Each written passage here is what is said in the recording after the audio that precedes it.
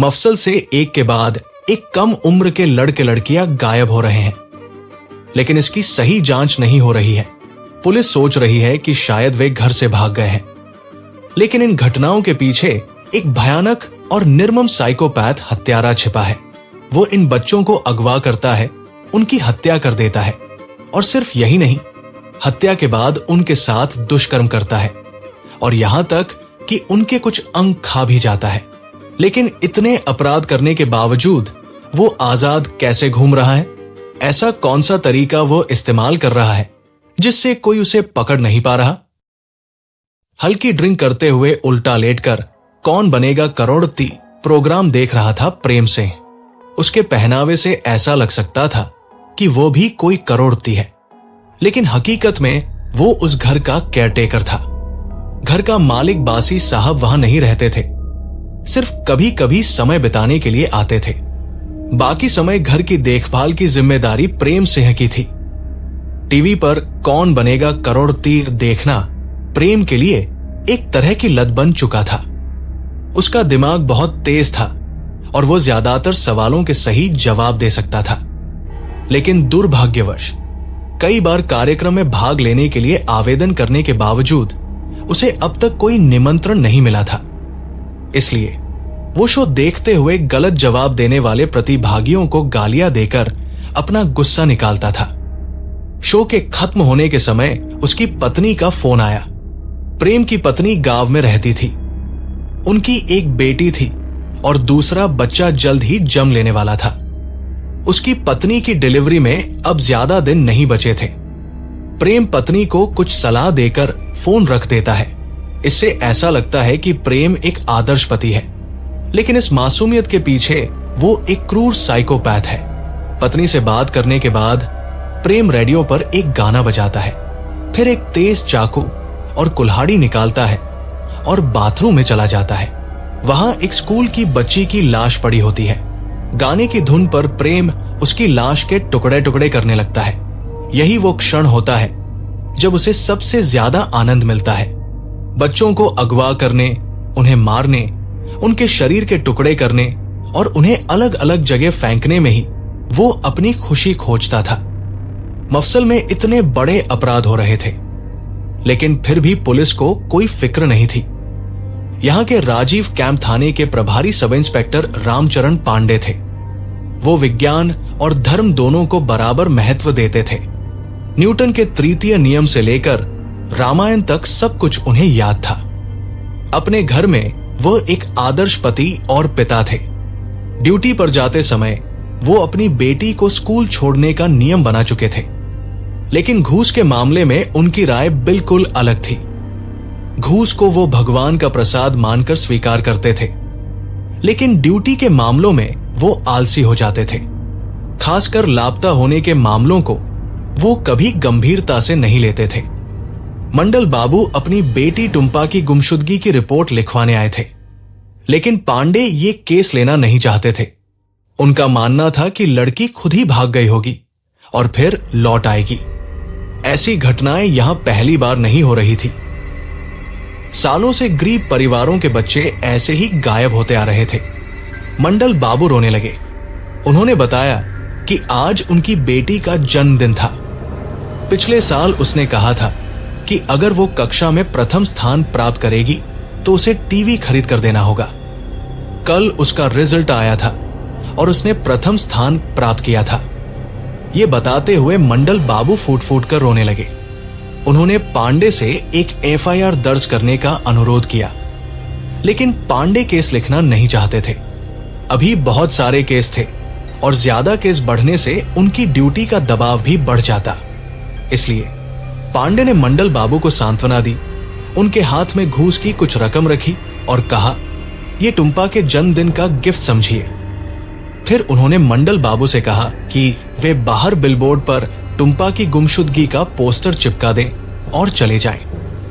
मंडल बाबू मजबूर होकर बिलबोर्ड पर टुम्पा की गुमशुदगी का पोस्टर चिपका देते हैं, लेकिन टुम्पा जैसी कई और गुमशुदा लड़कियों की तस्वीरें पहले से ही पूरे शहर में लगी हुई थी। इसी दौरान कुछ बच्चे क्रिकेट खेल रहे थे। खेलते समय गेंद एक नाले में गिर गई अली नामक एक लड़के ने जब गेंद उठाने के लिए नाले में हाथ डाला तो उसे एक सड़ागला कटा हुआ हाथ मिला। यह देखकर पूरे इलाके में हड़कंप मच गया। लेकिन जब पांडे वहां पहुंचे तो उन्होंने भीड़ को शांत करते हुए कहा, यह तो बंदर का हाथ है। पास के राजीव कैंप या सेक्टर 36 के किसी भी थाने में किसी के हाथ के गुम होने की रिपोर्ट नहीं आई है, इसलिए ये इंसानी हाथ नहीं हो सकता।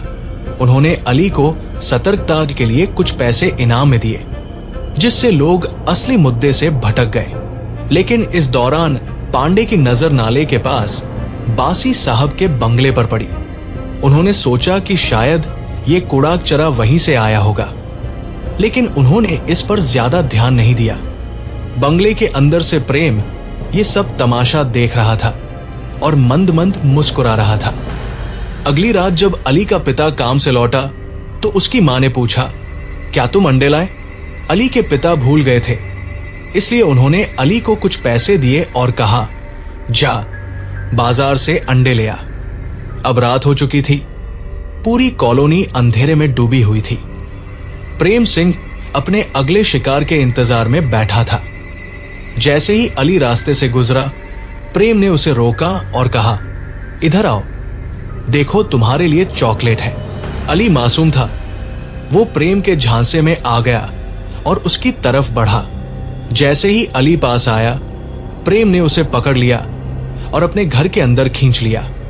अली डर के मारे रोने लगा और चीखते हुए बोला, आकल, मुझे छोड़ दो, वरना मैं अब्बू को सब बता दूंगा।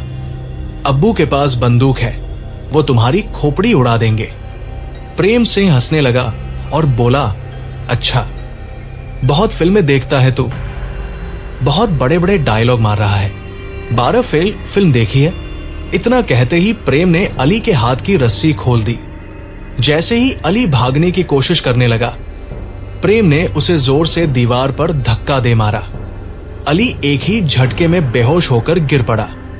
प्रेम ने अली की गर्दन पकड़कर देखा कि उसकी सांसें चल रही है या नहीं। फिर उसने गाना बजाया, चाकू उठाया और अली के शरीर के टुकड़े टुकड़े करने लगा। प्रेम सिंह ने अली के शरीर के कुछ टुकड़े फ्रिज में रख दिए, कुछ नाले में फेंक दिए और बाकी जमीन में गाड़ दिए। इसके बाद उसने पूरी जगह साफ की, चाकू और कुल्हाड़ी धोई और ऐसे सो गया जैसे कुछ हुआ ही ना हो। अगली सुबह अली की मां परेशान थी। अली रात को अंडे लेने गया था, लेकिन अब तक घर नहीं लौटा था। अली के पिता पुलिस स्टेशन गए और रिपोर्ट लिखवाने की कोशिश की, लेकिन इंस्पेक्टर पांडे ने केस लेने से मना कर दिया और कहा, अली खुद ही घर से भाग गया होगा, कुछ दिनों में लौट आएगा। अली की मां रोने लगी, लेकिन पुलिस ने कोई कार्रवाई नहीं की। 1986 में जब प्रेम सिंह 10 साल का था, उसके माता पिता की मौत हो गई थी। इसके बाद वो अपने मामा के घर रहने चला गया, लेकिन उसका मामा एक बेरहम कसाई था। वो प्रेम को मारता पीटता और उसे भूखा रखता था। एक दिन प्रेम ने अपने मामा को चाकू से गोद गोद कर मार डाला। फिर उसने उसका कलेजा निकाला और उसे तवे पर भून कर खा लिया। यही वो दिन था जब प्रेम सिंह पूरी तरह से एक साइकोपैथ बन गया। अब उसे इंसानी मांस खाने की लत लग चुकी थी। कुछ दिन पहले बंगाली लड़की चुमकी अपने माता पिता के साथ दुर्गा पूजा पंडाल में गई थी। वहां उसे किसी का फोन आया और फिर वो अचानक गायब हो गई। इसी बीच बासी साहब के बंगले में जश्न मनाया जा रहा था।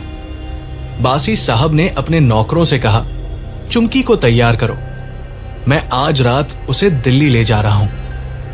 लेकिन कोई नहीं जानता था कि चुमकी अब इस दुनिया में नहीं थी। दशहरे की रात पांडे अपनी पत्नी और बेटी वेदु के साथ दशहरे की पूजा देखने गए थे। वहां प्रेम सिन्हा भी पहुंचा, लेकिन इस बार वो रावण का मुखौटा पहने हुए था। छोटेलाल एम्बुलेंस लेकर बाहर खड़ा था। इस बार उनका शिकार पांडे की बेटी वेदु थी। जैसे ही नाटक का ब्रेक हुआ, पांडे की पत्नी ने देखा कि वेदु कहीं नहीं दिख रही। पांडे ने इधर उधर देखा, तभी उसे कोई आदमी वेदु को गोद में उठाकर ले जाते हुए दिखा। वेदु, पांडे जोर से चिल्लाया और भागकर उस आदमी का पीछा करने लगा। वो आदमी प्रेम सिंह था। स्थिति बिगड़ती देख प्रेम सिंह ने वेदू को फेंक दिया और खुद भागने लगा। लेकिन इस बार पांडे ने ठान लिया था कि वो इस दरिंदे को जिंदा नहीं छोड़ेगा। पांडे अपनी बेटी को लेकर घर लौटा, लेकिन उसका गुस्सा कम नहीं हुआ। अगले ही दिन उसने प्रेम सिंह के खिलाफ जांच शुरू कर दी। उसने पुराने केस फाइल्स खंगालने शुरू किए और जल्द ही उसे एहसास हुआ कि गायब हुए सभी बच्चे गरीब परिवारों से थे। पांडे ने छोटेलाल को गिरफ्तार किया और उससे सख्ती से पूछताछ की। डर के मारे छोटेलाल टूट गया और उसने बताया कि प्रेम सिंह हर हत्या के बाद एक खास जगह पर लाश के टुकड़े फेंकता था। पांडे अपनी टीम के साथ उस जगह पर पहुंचा और खुदाई शुरू करवाई। जैसे ही उन्होंने खुदाई की, वहां से खून से सने हड्डियां और इंसानी खोपड़ियां मिलने लगी। ये एक कब्रगाह थी जहां प्रेम सिंह ने अपने शिकारों को दफन किया था।